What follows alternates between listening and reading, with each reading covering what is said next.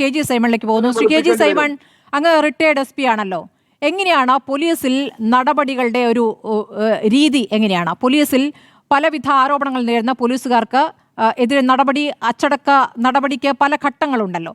ആ ഘട്ടങ്ങൾ കഴിഞ്ഞ് പുറത്താക്കപ്പെട്ട ഒരാൾക്ക് കോടതിയെ സമീപിക്കുമ്പോൾ ഈ പുറത്താക്കപ്പെട്ട നടപടിക്രമങ്ങൾ കൃത്യമായി പാലിച്ചിട്ടില്ല എന്ന് പറഞ്ഞുകൊണ്ട് മാത്രമല്ലേ കോടതിയെ സമീപിക്കാനാവൂ? അല്ലാതെ നടപടിയെ റദ്ദാക്കണം എന്ന് കോടതി അതിൽ ഇടപെടില്ല എന്നാണ് ഞാൻ മനസ്സിലാക്കിയത്. അങ്ങ് അത് അങ്ങനെയല്ലെങ്കിൽ വിശദീകരിക്കാം. എങ്ങനെയായിരിക്കാം പുറത്താക്കപ്പെട്ട ഒരാൾ വീണ്ടും സർവീസിൽ കയറുന്നത്? അത് പറയാം. അതായത് ഈ ഒരു പോലീസ് നടപടി വരുമ്പോൾ ആ നടപടിക്ക് ശേഷം ആ നിയമത്തിൽ തന്നെ പറയുന്നുണ്ട് അവർക്ക് അപ്പീൽ കൊടുക്കാമെന്നുള്ള, എല്ലാ നിയമത്തിലും പറയുന്ന പോലെ അപ്പീൽ കൊടുക്കാമെന്ന് പറയുന്നുണ്ട്. ഈ അപ്പീൽ കൊടുക്കുന്ന സമയത്താണ് ഇങ്ങനെയുള്ള ആൾക്കാർ വീണ്ടും കയറി വരുന്നത്. അതിന് നമുക്കെല്ലാവർക്കും ബുദ്ധിമുട്ടാണ്. ചിലപ്പോൾ ഈ പറഞ്ഞ പോലെ നിങ്ങൾക്ക് അറിയത്തില്ലാത്ത പല സംഭവങ്ങളും ഇതിൻ്റെത്തുണ്ട്. ഇപ്പോൾ ഈ പറഞ്ഞ അഭിലാഷ് ദേവിൻ്റെ കാര്യത്തിലല്ല ഞാൻ ഈ പറയുന്നത്. ഈ പോലീസ് ഡിപ്പാർട്ട്മെൻറ്റ് തന്നെ ഇരിക്കുന്ന പല ആൾക്കാർക്കും അറിയാം. പല ആൾക്കാർക്കും ഒരു കാരണവശാലും തിരിച്ച് കയറാൻ വയ്യാത്ത തരത്തിലുള്ള പല കാര്യങ്ങളും ചെയ്തിട്ടുള്ളവരായിരിക്കാം. പക്ഷേ ഒന്നെങ്കിൽ കാറ്റിൽ പോയിട്ടോ അല്ലെങ്കിൽ ഗവൺമെൻറ്റിൽ അപ്പീൽ കൊടുത്തിട്ടോ എന്തെങ്കിലും തരത്തിൽ അവർക്ക് തിരിച്ചു കയറാൻ സാധിക്കുന്നുള്ള കാര്യം തർക്കമില്ല.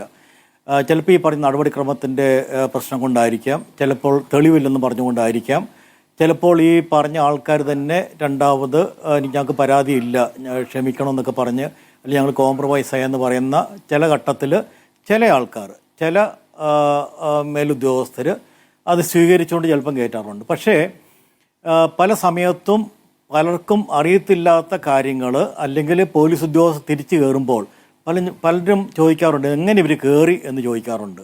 അത് ഇങ്ങനെയുള്ള ചില കാര്യങ്ങൾ കൊണ്ടാണ് കയറുന്നത്. ഒന്നെങ്കിൽ കാറ്റിൽ പോയി ഓർഡർ വാങ്ങിക്കാം, ഹൈക്കോടതി പോയി ഓർഡർ വാങ്ങിക്കാം, അല്ലെങ്കിൽ അപ്പീൽ കൊടുക്കേണ്ട അതോറിറ്റി ആരാണോ അവരൊരിക്കൽ പോയി അപ്പീൽ കൊടുക്കുമ്പോൾ നടപടിക്രമങ്ങളെ അല്ലെങ്കിൽ ശരിയാനുള്ള തെളിവുകളില്ല എന്ന് പറയുന്ന ഒരു ഘട്ടത്തിലാണ് അവർ തിരിച്ചു. അതല്ലാതെ രാഷ്ട്രീയ സ്വാധീനം ഒരു ഘടകമല്ലേ ശ്രീ കെ ജി സൈമൺ? രാഷ്ട്രീയ സ്വാധീനം ഒരു ഘടകമാകില്ലേ?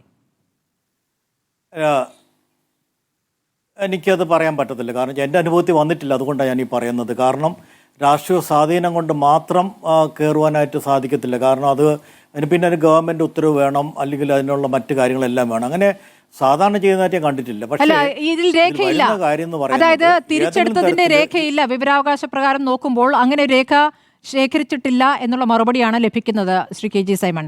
അതേസമയം സസ്പെൻഷനുമായി ബന്ധപ്പെട്ടുള്ള രേഖ നമ്മുടെ കയ്യിലുണ്ട്. സസ്പെൻഷനുമായി ബന്ധപ്പെട്ട രേഖയുണ്ട്. ഈ പറഞ്ഞ പുറത്താക്കലിന് രേഖയില്ല.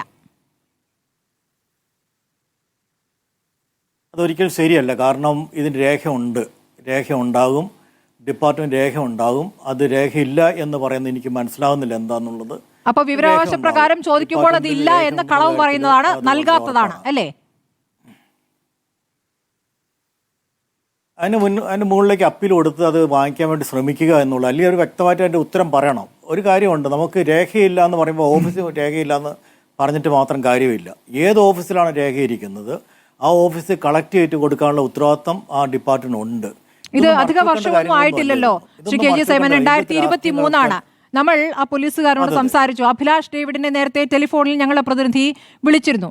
അപ്പോൾ അയാൾ പറയുന്നത് എനിക്ക് സസ്പെൻഷൻ ഉണ്ടായിട്ടുണ്ട്, എന്നെ പുറത്താക്കിയിട്ടില്ല എന്നാണ് അയാൾ പറയുന്നത്. അങ്ങനെയല്ല എങ്കിൽ ഈ അപ്പീൽ കൊടുത്ത് ഞാൻ തിരികെ കയറി എന്ന് വേണമെങ്കിൽ അയാൾക്ക് പറയാമല്ലോ. അയാൾ അത് പറഞ്ഞിട്ടില്ല, എനിക്ക് സസ്പെൻഷൻ മാത്രമേ ഉണ്ടായിട്ടുള്ളൂ എന്നാണ് പറയുന്നത്. അപ്പോൾ അതെന്തിൻ്റെ സൂചനയാണ്? ആ അപ്പീലും പിന്നീട് തിരിച്ചു കയറലും ശരിയായ രീതിയിലല്ല എന്ന് വേണ്ട മനസ്സിലാക്കാൻ. ആ പ്രതികരണത്തിൽ നിന്ന് അങ്ങേക്കെന്ന് തോന്നുന്നു?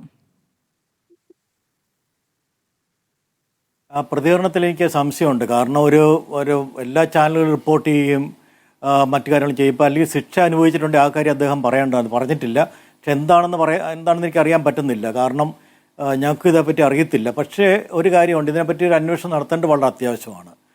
കാരണം ഇതുപോലുള്ള ആൾക്കാർ അല്ലെങ്കിൽ അങ്ങനെയുള്ള ആൾക്കാർ സാധാരണ വരുമ്പോൾ സാധാരണ ലോക്കലിൽ പോസ്റ്റ് ചെയ്യാറില്ല, ലോക്കലിൽ നിന്ന് മാറ്റിയാണ് പോസ്റ്റ് ചെയ്യാറുള്ളൂ. ഒന്നെങ്കിൽ ഒരു യൂണിഫോം ഇടാത്ത ഒരു യൂണിറ്റിലേക്ക് പോസ്റ്റ് ചെയ്താണ് സാധാരണ അവർ വിടാറുള്ളൂ. ഇതെന്തുകൊണ്ടാണെന്ന് എനിക്ക് അറിയത്തില്ല. അതുകൊണ്ട് ഞാൻ അതേപ്പറ്റി അഭിപ്രായം പറയുന്നില്ല.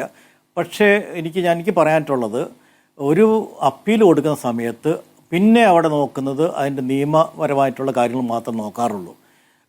ഇപ്പം സാധാരണ IPS കിട്ടാൻ വേണ്ടി പോലും പല കേസിൽ പ്രതിയായിട്ടുള്ള ആൾക്കാർ, എനിക്കറിയാം, പല കേസിൽ പ്രതിയായിട്ടുള്ള ആൾക്കാർ, ശിക്ഷിക്കാത്ത ആൾക്കാർ, അവർക്കൊന്നും ശരിക്കും പറയുകയാണെങ്കിൽ IPS കിട്ടാനുള്ള യോഗ്യതയൊന്നും ഇല്ലായിരുന്നു. പക്ഷേ അവർ സുപ്രീം കോടതി വരെ പോയിട്ട് അതിന് വേണ്ടിയുള്ള ഓർഡർ വാങ്ങിച്ചുകൊണ്ട് വന്നതായിട്ട് എനിക്കറിയാം. ആയിക്കോട്ടെ. അപ്പോൾ കോടതിയിൽ നിന്നാണെന്നൊരു വാദത്തിന് പറയുകയും ചെയ്യാം ശ്രീ കെ ജി സൈമൺ. പക്ഷെ ഇത് കോടതിയിൽ പോയിട്ടില്ല. കോടതിയിൽ പോയിട്ടുണ്ടെങ്കിൽ അത് ഉറപ്പായിട്ടും പറയാമല്ലോ, കോടതി ഉത്തരവിന്റെ അടിസ്ഥാനത്തിൽ ഞാൻ തിരികെ കയറിയെന്ന്. അങ്ങേക്ക് ഒന്നുകൂടി ആ സംഭാഷണം കേൾക്കാം. ഞങ്ങളുടെ പ്രതിനിധിയോട് അഭിലാഷ് ഡേവിഡ് പറഞ്ഞത്. എന്നെ സസ്പെൻഡ് ചെയ്തവർ തിരിച്ചെടുത്തു. അതെ, സസ്പെൻഷൻ ആണോ സാറേ, അത് ഡിസ്മിസിലാണോ ഉണ്ടായത്? സസ്പെൻഷൻ. ഡിസ്മിസിൽ ഉണ്ടായിട്ടില്ല. അല്ലല്ല, ഞങ്ങളെ 3 പേരെ സസ്പെൻഡ് ചെയ്യുള്ളൂ. ആഹാ, അത് ശരി. സാറ് വേറൊരു കാര്യം, പുള്ളി MP പറഞ്ഞത് സാറാണ് ഈ പേരാമ്പ്രയിൽ നടന്ന സംഭവത്തിൽ പുള്ളിയെ മർദ്ദിച്ചത് എന്നാണ്, വടി ഉപയോഗിച്ചിട്ട്. നിങ്ങൾ ശ്രദ്ധിച്ച് നോക്കിയാ ഒരു കറുത്ത ഹെൽമെറ്റ് വെച്ചവനാണ് അടിക്കുന്നത്. എന്റെ കാക്കി ഹെൽമെറ്റ് ആണ്. ഞാൻ ഒറ്റയ്ക്ക് നിൽക്കുന്ന ഒരു സ്റ്റില്ലുണ്ട്, അതിലും കാക്കി ഹെൽമെറ്റ് ആണ്. അടിക്കുന്നത് കറുത്ത ഹെൽമെറ്റ് വെച്ച ഒരാള്. ശരി, അടിക്കുന്നത് കറുത്ത ഹെൽമെറ്റ് വെച്ച ആളാണ്. എൻ്റേത് കാക്കി ഹെൽമെറ്റ് ആണെന്ന് പറയുന്നു. കാക്കി ഹെൽമെറ്റുകാരൻ തന്നെയാണ് എന്നെ മർദ്ദിച്ചെന്ന് ഷാഫി പറഞ്ഞു. നന്നായി അക്കാര്യം ഒന്ന് വിശദീകരിച്ചതെന്ന് ഷാഫി പറയുന്നു. ഇതാണ് നമ്മൾ നേരത്തെ കണ്ടത്. ഞാൻ അങ്ങയിലേക്ക് വരാം ശ്രീ കെ ജി സൈമൺ.